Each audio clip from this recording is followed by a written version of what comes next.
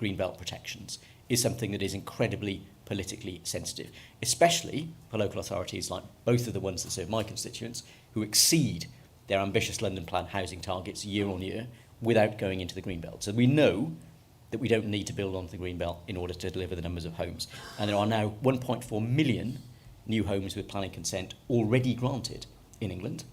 So we don't need to be building on the greenbelt. We just need to get on with building the homes that our local authorities are given permission for. Biodiversity, again, something which we made some progress on under the previous government, but we need to make sure that the different types of wildlife species that are under threat in some parts of our country are protected, and that is something which has enormous political significance too. Something which is clearly going to be a real bone of political contention, and that's the process of retrofit in homes in order to meet environmental targets. So we know that the UK has the oldest housing stock of any developed country in the world. We have the most intensively used housing stock of any country in the developed world.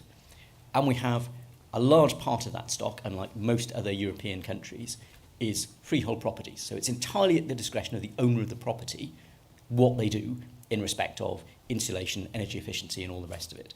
And it's all very well setting out ambitious targets. We have to have a very clear idea of how we make those things appealing for the householder and the voter to do. And finally, where I think there's a great opportunity to work with CEN, it's looking at those things that really engage the electorate. Successful environmental projects don't work on the basis that somebody in Whitehall says, I'm going to impose a target for recycling or energy efficiency, whatever it may be, just make it happen. It's those ones where everybody in this room thinks it's important that my home meets that standard, or that the way I live my life reflects that ambition, because I think it's important and I understand why it matters. And that is a real political opportunity for the Conservative Party, as well as an important step forward for the environment. Thank you, David. I think it's really interesting that you sort of talking about championing the record that the Conservatives had in government, but also lessons from the past in framing a new narrative. I'll certainly be coming back to your retrofit comments as well. Next, I'm going to go to Phil, who is chairman of the CCA, but also with experience as a deputy and leader of the BCP Council, one of the largest local authorities in the country. And I'm hoping that he'll be able to give some reflections on how councillors are already improving the environment within their existing powers, but what the constraints are when talking about new projects, ambitious projects like pedestrianisation.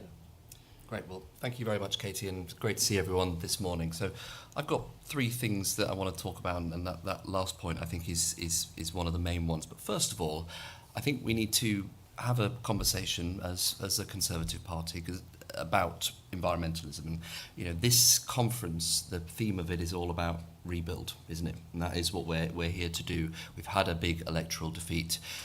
Rebuild is important, and I think we also need to use that opportunity to reassess.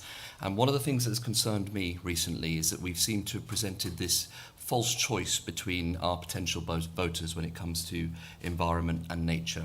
We seem to have decided that in order to win back some of these voters, we've got a choice to make between those voters who care about the environment and those where it's not very high on their agenda, and actually even talking about it can put them off. And I think that's actually quite a two-dimensional view of many of our voters. And I think Andy mentioned the point. We've heard a little bit of some of that rhetoric from the leadership contest, and I think not in a positive way as well. My view, and I've spent a lot of time over the last few elections going all around the country, is that our voters do care about the environment. Many do. You need to look at some of the Tory stronghold areas that are now voting Green consistently. And mainly because, and these are posh Tories in some areas, these aren't kind of far less socialists, and it's because they do care about these issues. But I think where our opponents fall into the trap, and where I think we can distinguish ourselves, is that our voters also don't like to be taken for fools. They like the agency to make their own decisions, and many of our political opponents who are trying to occupy this space seem to try and ban and dictate rather than actually give people the kind of positive choices to make changes in the environment. So I think we can and should own this space, and I think there's too much divisive rhetoric around this. The second point I would make, and carrying on from David's point, is the power of local and regional government to affect this space. We I think we talk too much to national government when we're talking about environmental issues, particularly in environmental-led revitalisation of our towns and cities, and not enough to those local and regional governments who are the ones on the ground that can actually affect change in this area. We're already doing a tremendous amount on this. Look at some of the examples of Conservative mayoralty, mayors like Andy Street being a prime example, and even the things that we did when I was running Bournemouth, Christchurch and Poole Council. We can demonstrate it, but we need to go further. And I think one of the conversations we need to have as part of that rebuild is how we can empower local and regional government to do more of that kind of stuff. And it's not about new bidding rounds from central government who think they know best on this issue. I think it is new devolved powers, and dare I say as well, perhaps financial freedoms. Maybe that is tax-raising powers. It's not something that as a Conservative I necessarily want to use, but I wouldn't mind the option of doing so.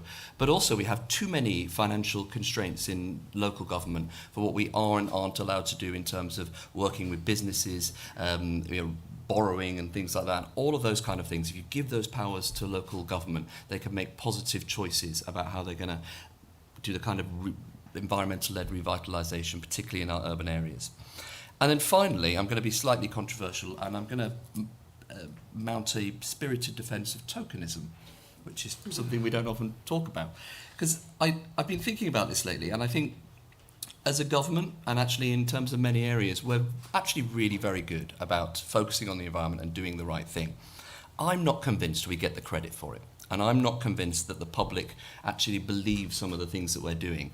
And I think a lot of that is because, as one of the most successful political parties of all time, we're actually sometimes not very good at thinking politically and actually demonstrating what we mean when we are talking about the environment and affecting change in this area. And I was thinking recently, when you were talking about urban environments, if you were to pick a city that you think is probably one of the best in the world at leading on environmental-led revitalisation, what would you pick? Maybe Singapore, places like that.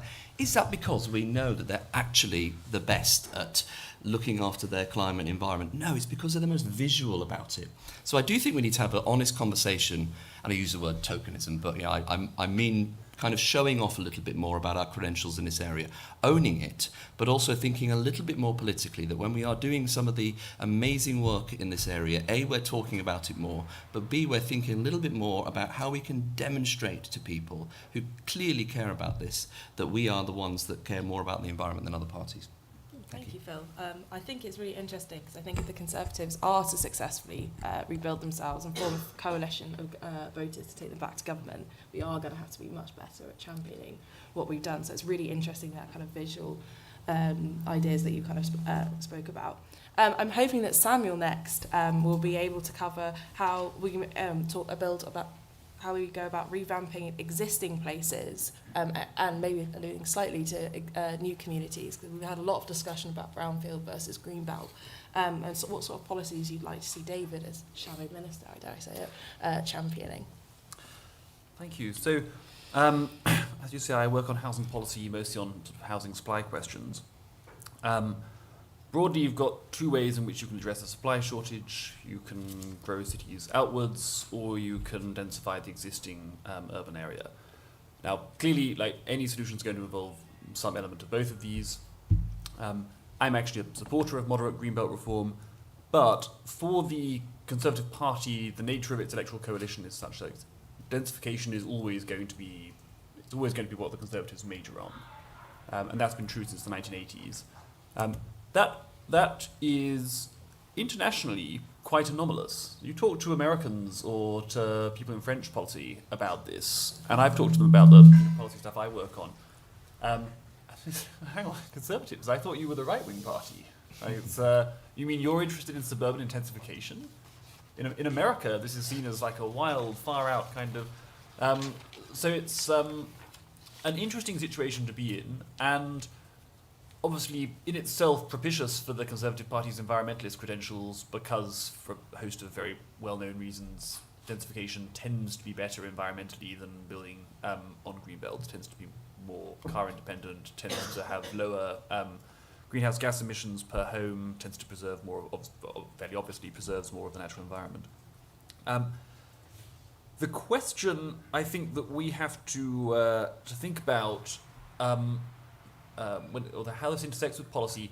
So one issue is, what kind of environmental policies need to sit alongside a housing policy which is kind of density first or brownfield first, or which is looking at these things like street votes, suburban intensification, social housing regeneration, reuse of light industrial land. One thing clearly is you need transport systems that can work in very dense environments. So just, even independently of environmental grounds, I work with all these libertarian economists, and they will be very clear, in a dense urban environment, you actually can't have majority car-based transport. People will need basically to be reliant on public transport or active transport, not necessarily for environmental reasons, just because it's so much more spatially efficient. And cities will be completely congested if you try to put lots more people into them and rely on a very spatially inefficient kind of movement. So we do have to, the kind of investment that Andy has led in Birmingham is really a sine qua non if the Conservatives are to address the housing shortage in the only way that they can address the housing shortage to avoid electoral disasters or extreme tensions in their electoral coalition. So in that sense, public transport and active transport have this totally essential role to play in Conservative housing policy and ultimately in Conservative electoral strategy. And that is true even if we're looking at this in the maximally cynical way possible and if we don't care about environmental objectives for their own sake at all. We do also, related to that, congestion charging actually is something that has to be looked at in many cases. Public transport doesn't work very well if the streets are clogged up with congestion, so we do have to look at ways in which to keep streets clear enough that public transport and active transport can work effectively.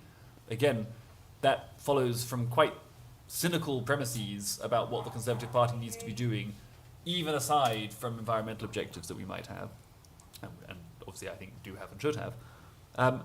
And then lastly, we have to think about cities as appealing places to live. And if cities are looking like they to some extent did in the first half of the 20th century, in the middle of the 20th century, places with a horrible air pollution, horrible congestion issues, the politics of densification become much, much more difficult. Whereas if you're able to tell this, the narrative about Paris or about Amsterdam or about Freiburg and look at these cities where density looks very, very appealing to people, then you get a completely different kind of politics that unfolds from that. So I think, I basically agree with all that's been said by the panel, but I would just add to that this point, density is going to be at the heart of Conservative housing policy. It has to be at the heart of Conservative housing policy. And if we're pro-density, then a whole bunch of other stuff follows when it comes to transport and environmental considerations that we're going to have to be really on the front foot on. Thank you very much. Thank you. I think questions around sort of our built environment and where we choose to build new homes and keeping in style are definitely going to be some of the things that we're going to discuss. And I think last but no means least, we're going to head to Imo, and I have a couple of questions for you about how you talk about the findings of the Refresh Britain campaign and the link between policies that enhance our sense of place and how they kind of improve electoral performance. And secondly, will these policies make a meaningful difference to air quality? Because I think sometimes it can seem a little bit abstract. Thank you, Katie. Can you hear me okay? Brilliant. Before I start, just want to say huge thanks to the CEN team for hosting this event today and for Katie for chairing so magnificently. CEN plays such a crucial part in the Tory movement and in the whole environmental debate, not just in terms of their support for the party, but also in the wider clean air field. They're a really prominent and important voice. And it was great to see last night. This room was heaving. I don't know how many of you were here, but it was packed. There was a queue all the way down the corridor. So it's clear that Conservatives care deeply about environmental issues, morning, noon and night. So that's great to see. So my name's Imo. I am the head of the UK portfolio at the Clean Air Fund. We're a global philanthropy. And our focus is to accelerate action on air pollution worldwide. But I'm here to talk to you today about a campaign we've been working on for a few years called Refresh Britain. And here is our beautiful logo on display behind me. And Refresh Britain is the answer to a question we've been asking over a number of years, which is, what do the British public, what do British voters really think about air quality, and how can we make it relevant to them? And we've learnt three key things, and that's what I want to share with you today. So the first is that people do consider air pollution to be an issue in their local area. So polling that we did just before the general election showed that on average 56% of voters think that air pollution in their area is an issue. For Tory voters, that number is 53%. For Labour voters, it's 59%, and for Lib Dem voters, it's 60%. So you can see that there is a shift across how people vote. More on that coming. The second key point is that the clean air community has often talked about air pollution as a health issue, and it is a health issue. Air pollution remains the biggest single environmental threat to health in the UK, and it contributes to thousands of premature deaths and this information, and through multiple causes, whether it's stroke or heart attack, many different ways in which air pollution impacts human health. But what we've learned through our research is that we increase public engagement on the issue of air pollution when we frame it as an issue that affects local areas, and when the policies that will improve air quality also improve local communities. And that's been a major insight for us. And Andy, I feel everything you said was like, yes, this is exactly what we've learned, and why the approach you took in Birmingham and the West Mids was so important, because it delivered on all of these approaches. So with Conservative voters alone, we found that 75% agreed with the statement, I take pride in my community and want to keep it clean from the streets to the air. So when you frame air quality as part of that wider pride in your local area, green spaces, clean streets and clean air, you get a huge amount of additional support. The third thing we learnt, which is particularly relevant, is that there is a political reward ready for the taking for anyone who takes a lead on this issue. So yes, Labour is talking a lot about climate change, but they're not talking as much about air quality as we would like them to. And our analysis shows that on average, 2,800 voters in every constituency say they would be willing to switch their vote on the basis of clean air. And that's a lot of votes. And we ran some numbers, and the lead that is that number or less, the majority, is 69 constituencies. So that's, you know, a significant number. So we are really of the view that clean air is an opportunity that is there for the taking for any political leader who has the imagination, and it doesn't take courage. It's about the vision and the connection to the local community to do it. Even better, we've got the policies that will deliver on these ambitions. So we've been working with Stonehaven, the political consultancy, and we said, right, here's the data. What policies do we need to win these votes and to deliver these improvements in air quality? And they've identified 5 policies, all of which are already being enacted in the best combined authorities and local authorities across the country, including Birmingham under the West Midlands, please say that. Sorry. Otherwise, the Coventrians and the Wolverinians will be upset. The West Midlands, absolutely. And so they include devolving of powers and money to local authorities, everything from improving public transport, improving insulation of homes, and there isn't a silver bullet on air quality. It is these local initiatives that will improve local areas, will achieve reductions in greenhouse gas emissions, reductions in air pollution, and most importantly, improvements in local communities. Thank you, Evo. That was really interesting. Before I go out to you guys in the audience with some questions, I'm going to pose 2 to our panellists. One is talking about a lot of the policies that we've spoken about. I think that it is really interesting and it's great to hear the solutions, but I think that people sometimes, I think particularly young voters in particular, sort of think, want to see things getting done now and soon. I just wonder how we can kind of deliver things, whether it's gentle densification or improving public transport infrastructure. Like how do you think that we could do this, kind of speed up the process in local government? I think I might go to Andy first and then head to... So there's a lot of us and lots of questions, so I will just put one thing on the table. I am utterly certain that top-down housing targets are really important policy piece. The Conservative government got it wrong.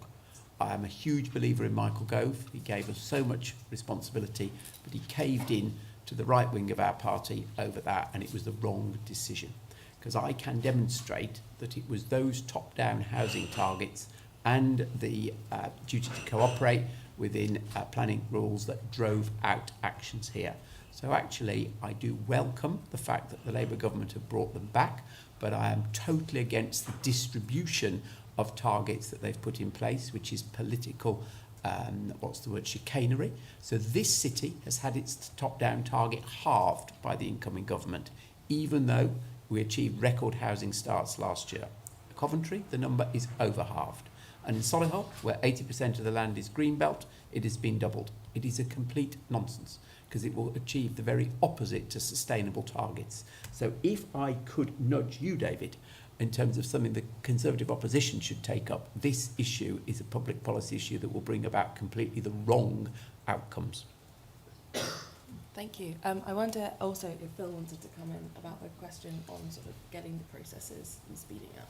Yeah, well, I'll respond directly to Andy first, 'cause it's always good panel when people vehemently disagree, and I understand where Andy is coming from in the kind of benefit of top-down housing targets to kind of force an area to actually do things which, let's be honest, there's a tendency to give in to the NIMBYs, as we've talked about before. But I disagree with where we ended up as a government, particularly through the revised MPPF and the Levelling Up Act that Michael Gove took through, because I don't think it was a caving in to local communities not wanting to see new homes being built.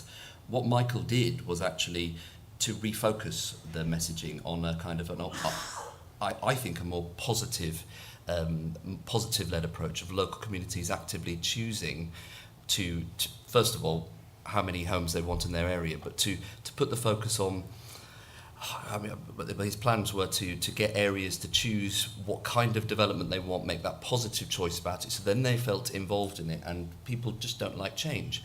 And I do think, you know, on the bigger point of your question of how do we get more younger people believing that we can make change in this area, I do think that positive action is really important. I'm very much of the firm view, as soon as you start doing negative things and banning things, you lose people.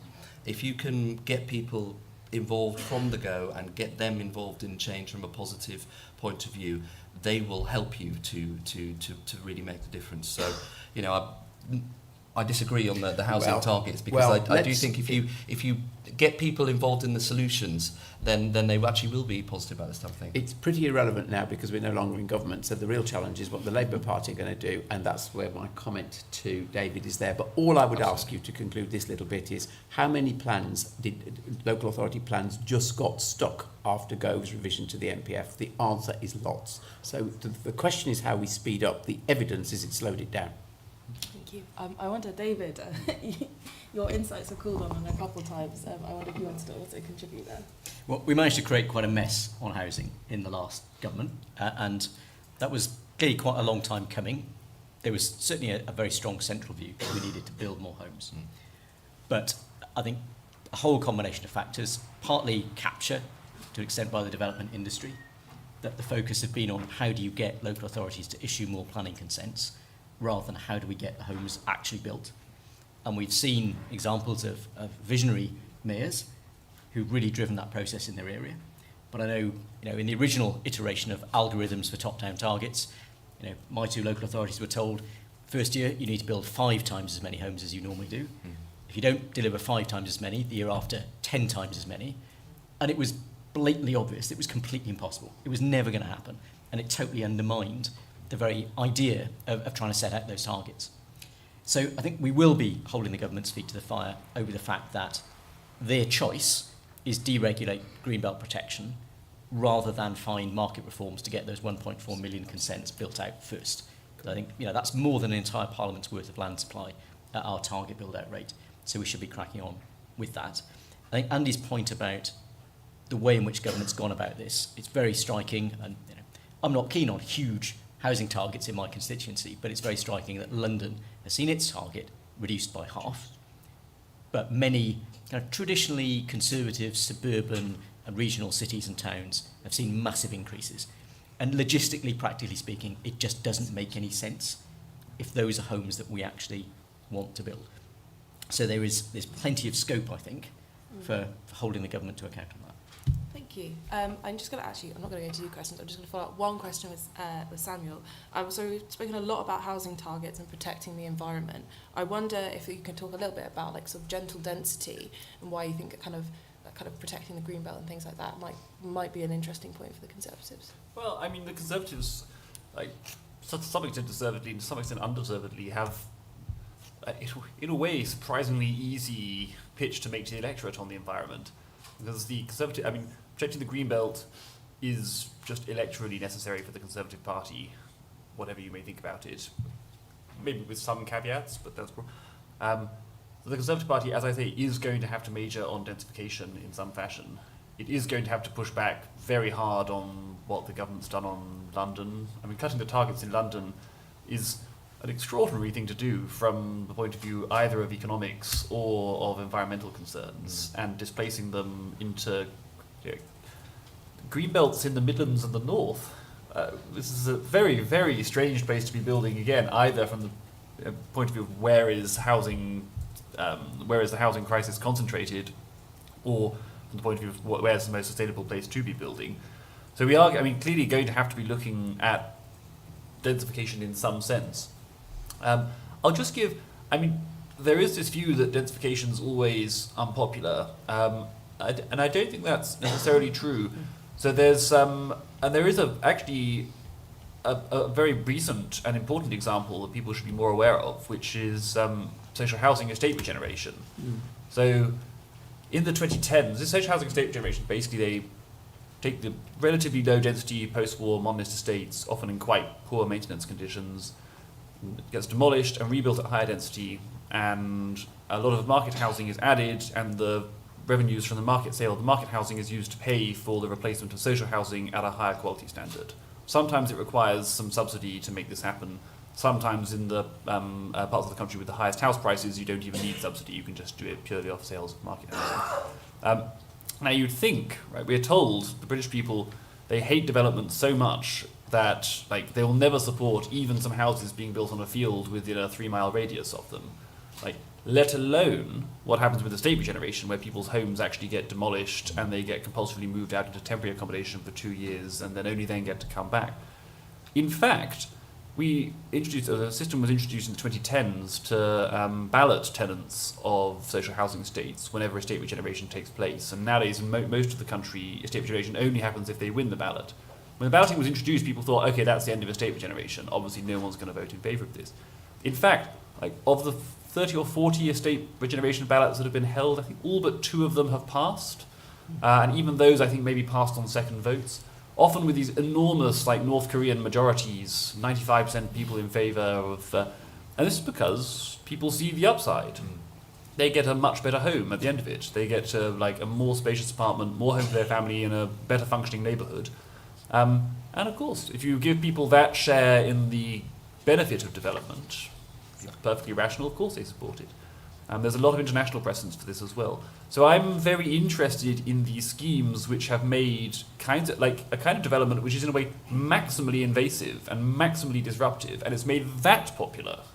And if we can work, if that can be made popular, then probably a lot of stuff which is further down, less at the extreme of the scale of disruptiveness, can win local support too. If you look at these mechanisms for how do you share planning gain with existing communities, how do you make this in the interest of the affected communities? And there's often so much planning gain to go around that this can be achieved, but it needs some creativity when it comes to policy design. And that's what I urge people to look at in this area. Thank you. I think we're going to go to questions. If you raise your hands, I think Finn is there with an urgent, with the microphone. If we just go to the man just there, and then you. Thank you very much. John Lancaster, Conservative Group Leader of Cardiff Council. You talk about some stats about the number of people who are interested in clean air and the number of votes in it and things like that. But I always I'm quite cynical about polls like that, because when you boil down sentiment into actual action, is when people the support starts to ebb away. So, citing an example in Cardiff, the Labour Council is quite keen on things like urban rain gardens. So putting in sort of features in urban areas to improve drainage and improve air quality and things like that. But that involves narrowing roads, it involves taking away parking spaces outside houses and outside businesses, which harms trade. And so you find very quickly that people's sentiments towards clean air change. So how do you translate the question that's posed in the title here, and how do you translate that into meaningful action that communities themselves will support? The next question, just there, Finn. Hi, Joe Piercy from the Woodland Trust.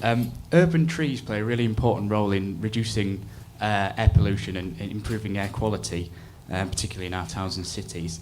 How do we better integrate our natural environment with our built environment, particularly given Labour's plans for 1.5 million homes? Thank you. Yeah. And then just here. My name's Jim Densham from Cycling UK. So obviously we would like to see much more in terms of active travel infrastructure to do the sort of movement that you talked about in terms of gentle density. We had a report commissioned by Create Streets which talked about that. I'm sure you've read that. It sounds like exactly what you were talking about, and obviously the great examples that Andy's talked about in the West Midlands. But the question is, like, we don't just want to, we've learned that we can't just talk about active travel and just talk about that in terms of, that's a very important thing, but we need to talk about better places to live, more density and better active travel links in the new homes that we need.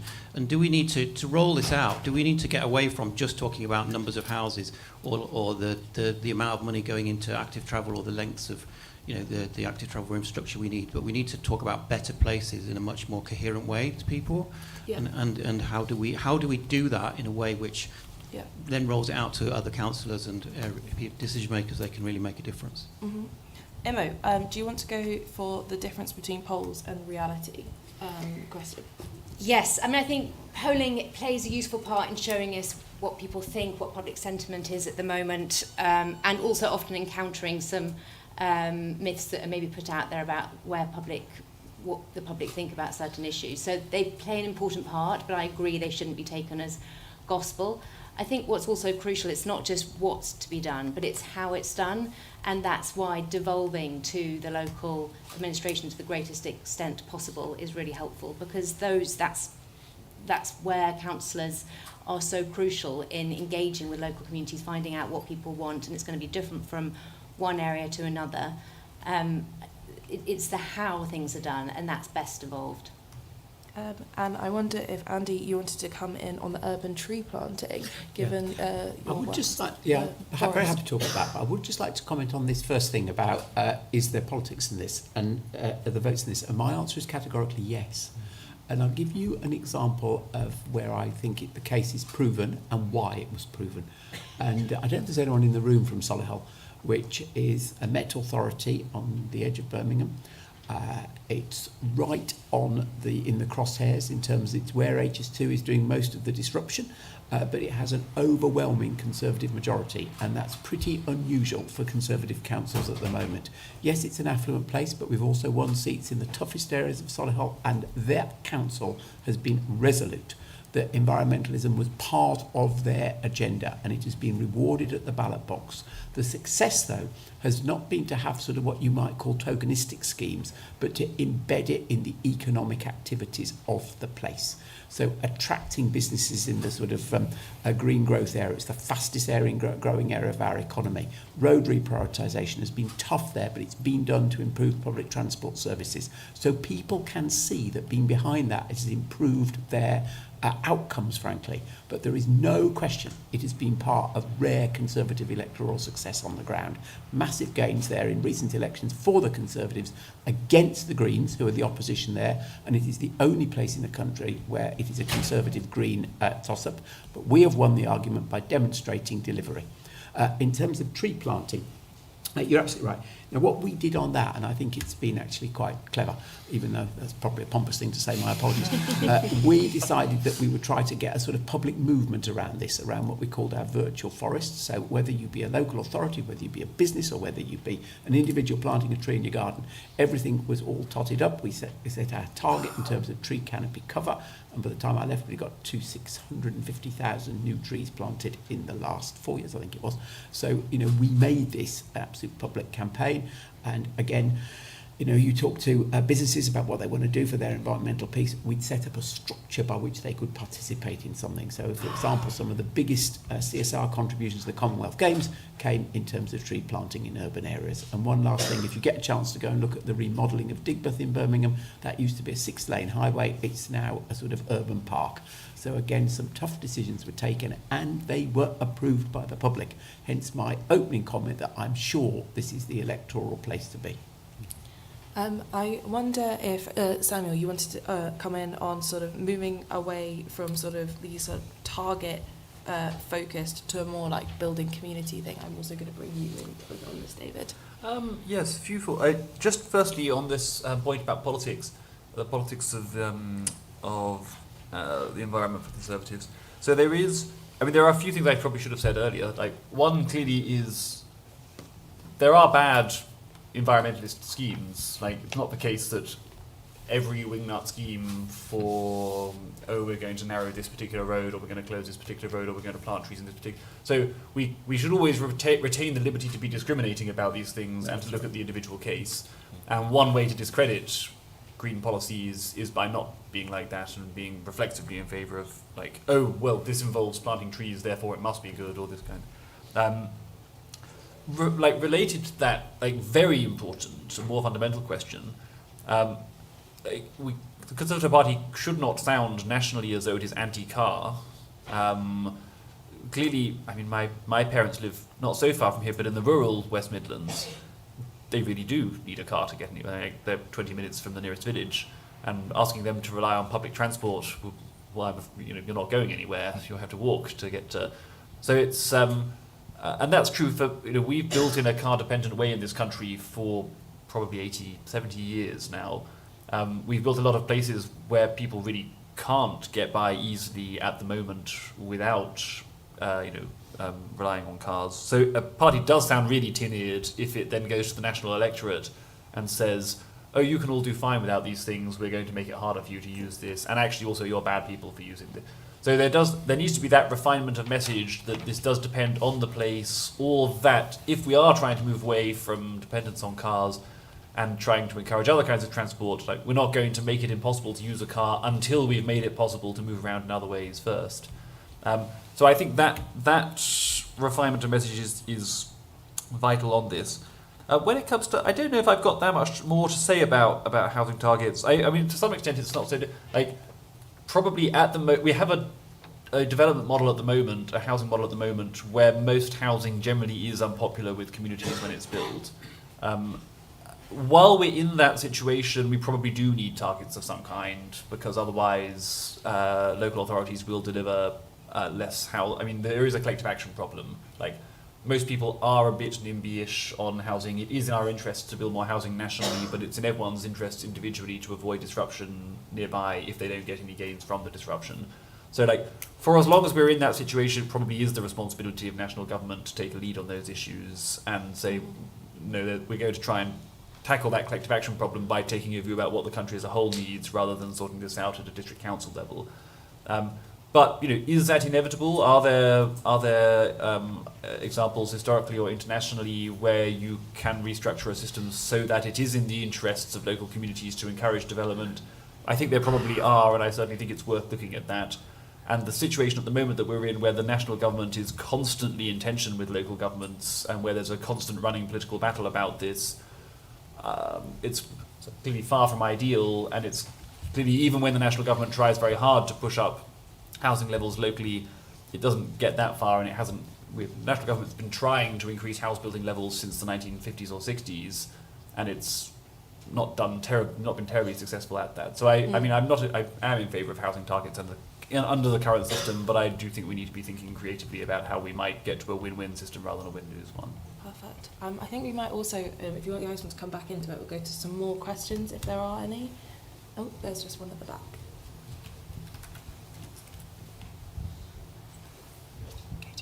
Thank you. Matthew Fright, Institute for Government. Devolution has come up a couple of times in this discussion already, so I was curious, are there any particular powers you think, additional powers that need to be devolved under the devolution framework? And what more needs to be done to help the rollout of the current framework in areas that don't have devolution powers, particularly in places like Bournemouth, Christchurch, Paul? Sorry, Finn, and there's some more questions over here.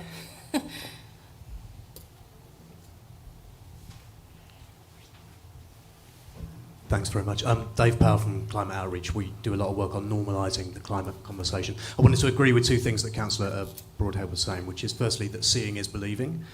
Seeing stuff happen is really important, and secondly there clearly is a choice that the party has to make about the story that it tells right now. So my question is, if you could take the new leader and they could do their first speech outside a project that was emblematic of the story about conservative environmentalism you think should be told, what would that project be? What would bring it to life the best? Thank you. Oh, and just behind you, Finn. Sorry. Hi, Graham Duxbury from the charity Groundwork. I just want to go back to the point about how we engage people in this conversation. I think we all know that most people's connection with the environment, especially in urban areas, starts with the green spaces in those places, the green infrastructure in and around where people live, and how many green spaces there are and how they're managed impacts on air pollution, it impacts on flood resilience, it impacts on staying cool in extreme heat. But most local authorities have had budgets for this drastically cut. So we lack the cash, we also lack the workforce. But at the same time, we've got levels of youth unemployment rising. We've got about 3 million people now out of the labour market due to ill health. I'm just wondering if there's a way of addressing both of these issues in tandem to help revitalise local environments whilst also reducing the welfare bill. Perfect. Thank you. I think I'm going to come to David's question about the first project for the new leader as closing remarks. So I think first we're going to go to devolution and what needs to be done. So I think I'm going to come to you, Phil, and then to you, David. Yeah, sure. And really good topical question as well. And to give some credit to the new government, I think it's admirable that they haven't shied away from this agenda. The previous government were clearly very keen on making sure that devolution was spread to every single part of the country, and I think it's encouraging that the new government are carrying on that trajectory. Where I think there's a bit of danger is I think the new government needs to be really clear about what devolution looks like.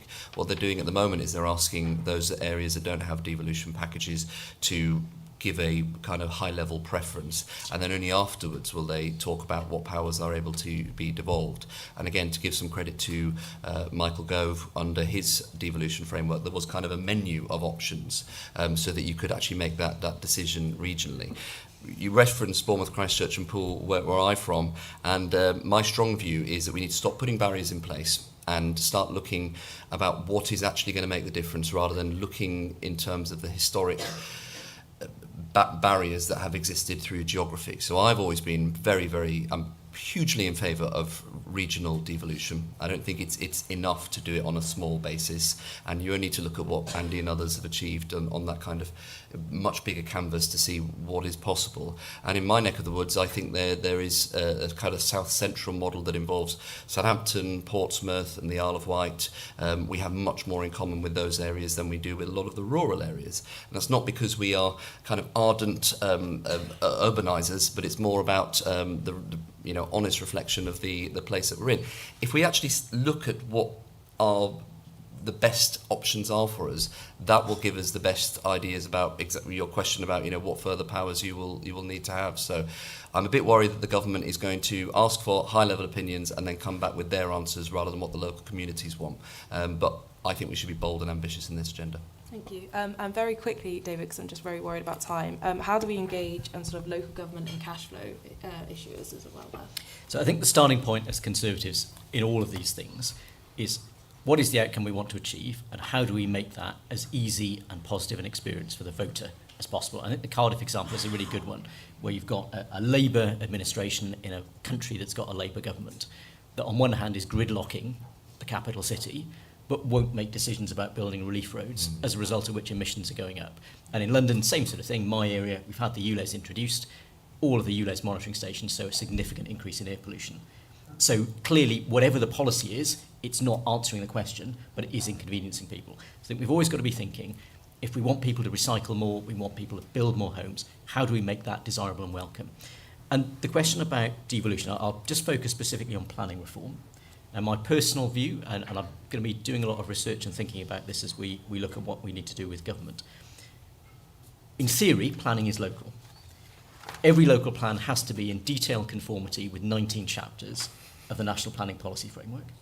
If the developer doesn't like the local authority's decision, they can go to the planning inspectorate. If they don't like the planning inspector's decision, they can go to the Secretary of State. All of which creates a situation where everybody can second guess the decision and everybody can point fingers at others.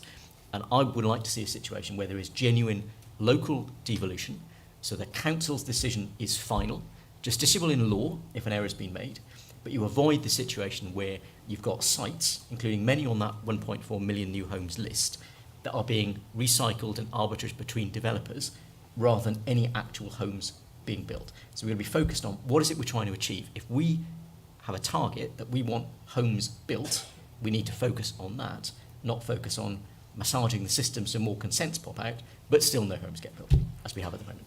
Thank you. As we have 1 minute left, I'm going to go to each of the panellists, starting with Samuel, talking about the first project that you'd like to see the new Conservative Party leader standing in front of and talking about on this area. I'm actually going to say something else, just a random thought that that might be interesting for people. I was in Spain recently, and I was told by a Spanish architect that when a Spanish local governments are given a sort of zonal envelope by the national government and they can choose, and then they're told, oh, your area is going to be urbanising, you can choose what density level you want to go for. He says they always go for the maximum density level. Oh, what? Hang on. They're champing at the bit to go for... And it turns out the reason for this is they have extensive revenue-raising powers. So if they get flourishing development in their area, basically the local government is flush, and they can make all their other political problems go away by, like, oh, we're going to give money to this and this and this and this, and the existing residents are like, yes, come on, development, come this way. I've never looked into this in detail, but there are other, I mean, Switzerland's another example of this, parts of the United States can work like this. That seems to me very well worth looking at when we're thinking about how to create win-wins for local government. Thank you. Andy? So the first thing I'd take the leader to, and it probably wouldn't be me taking them, but where I'd recommend them to go, would be to a retrofit project in a Conservative-run council area, because it's win-win. A lot of people have talked about the need for citizens to welcome change. Anyone I've ever come across who's benefited from a retrofit project says this is brilliant. It is clearly good for the environment, it's good economics, and it's good for health outcomes as well, because a lot of poverty in tougher areas is to do with the conditions of housing. But the reason I'd go there is we haven't actually found the private sector-led solution for funding all of this. So it would sort of be a signal that the opposition was going to work really hard on funding this, because it is actually not sustainable to believe that the public exchequer is going to pay for all of these. So there is a real opportunity for us in opposition to think radically about this, but I would signal that that was really important to me. Thank you. And Phil, quickly. I don't know what the project is, but I just think I'd love to see the new leader start talking up our nation again. We've got a new Labour government that is just so miserable and just so focused on talking our country down that wouldn't it be great to reoccupy the space of actually being proud to be British, be proud of the private sector initiatives that are clearly out there. There's no paucity of great ideas in the environmental space. What there is a paucity of is people prepared to stand up and actually talk positively about this stuff. So just be ambitious. Give me 2 minutes over, Phil. David, please, very quickly. I totally agree with Phil. The place I suggest going is Heathrow Airport. I'm not a big advocate for airport expansion, but I think it's a really interesting example of a business and the decisions that they've made about, for example, electrifying their surface fleet as a way of decarbonising the airport's operations, whilst moving to sustainable aviation fuel for the aircraft based on existing workable technology and what their long-term plan is. I think it's just a really interesting example of somewhere where those decisions have been made and you can see them in action. And Imo? The construction of a cycling infrastructure project in Solihull. Jobs, young people, active travel, Solihull. Thank you, thank you. Well, anyway, thank you very much. This is the end of the event. The next panel is, I've forgotten what it is, but we also have a stand, on our stand today, we've got our Release the Pine Martins campaign, which I think you can somehow acquire these cute little red squirrels. And our next event is how new renewables can get us to net zero, starting in half an hour. Thank you very much. Thank you. Well done.